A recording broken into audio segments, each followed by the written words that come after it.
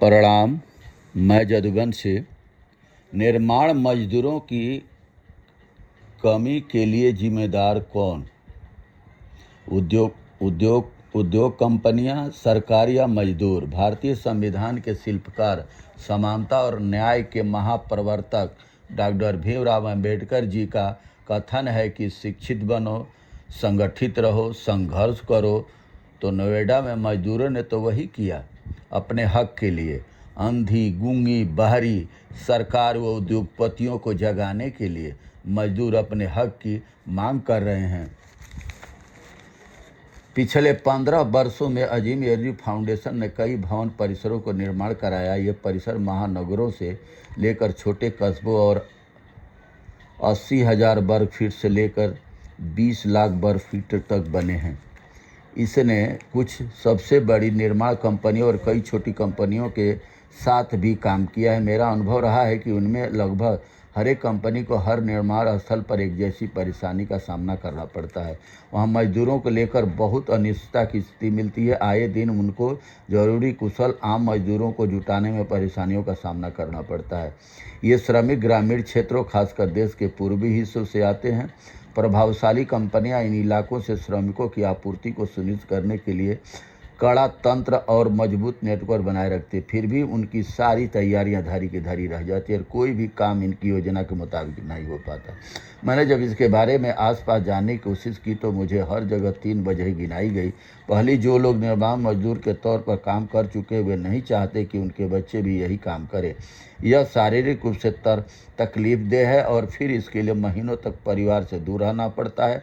दूसरी, पिछले 2 दशकों में केंद्र और राज्य सरकारों ने ग्रामीण इलाकों में रियायती योजनाओं का नेटवर्क तैयार कर दिया है। इसमें जन वितरण प्रणाली के जरिए मुफ्त अनाज और दूसरी खाद्य वस्तुएं मिल जाती है। शिक्षा मुफ्त है, रोजगार के लिए कर्ज मिल जाता है। साथ ही कई तरह की पेंशन योजनाएं चल रही हैं। निर्माण कंपनियों का मानना है कि ग्रामीण परिवार इन सरकारी योजनाओं से निर्माण मजदूरों के तौर पर तो होने वाली कमाई का 60-70% तक यूं ही पा लेता है। यह भी बिना घर परिवार छोड़े, बिना किसी शारीरिक कष्ट सहे। तीसरी वजह, पर्व, त्यौहार, चुनाव, कृषि और शादियों के मौके पर श्रमिक अपने गांव चले जाते हैं तो इनमें से कई फिर वापस भी नहीं आते हैं।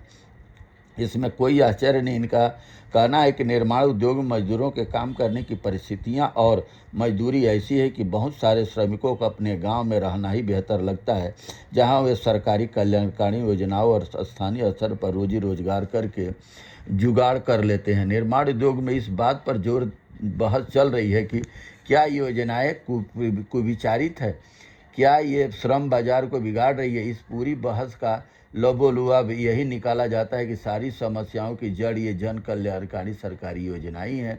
इसमें निर्माण कंपनियां अपनी जिम्मेदारियों से पल्ला झाड़ लेती हैं।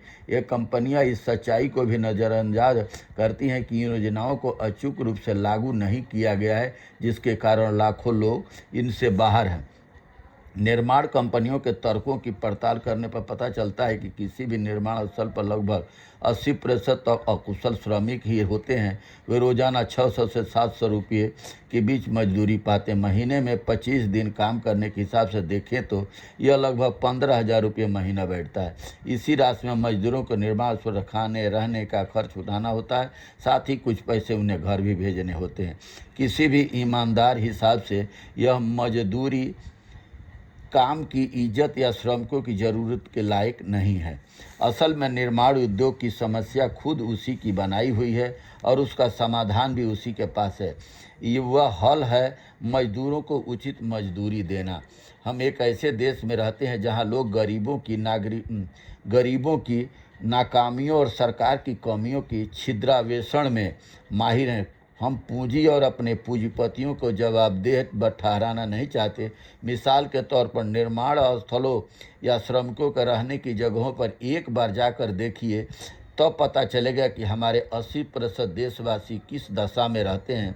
फिर सबसे पहले खुद की आमदनी और संपत्ति के बंटवारे पर नज़र डालने की कोशिश करें, जिसे हमने अपने जीने के लिए तय रखा है। उद्योगपति हैं, सरकार है, चाहे अधिकारी हैं, ये उद्योगपति, सरकार और आईएएस जितने भी अधिकारी हैं, ये गठजोड़ इतना मजदूरों के खिलाफ है कि उनकी मजदूरी 10,000, 8,000, 12,000 जो नोएडा में जो मजदूर अपने हक के लिए लड़ाई लड़े हैं, तो अब कितना इसमें शिक्षा है, किराया है, खाना है, पीना है, कैसे गुजारा होगा? उन्होंने तो अपने हक के लिए लड़ा है ना। बहुत बहुत धन्यवाद, नमस्कार, प्रणाम।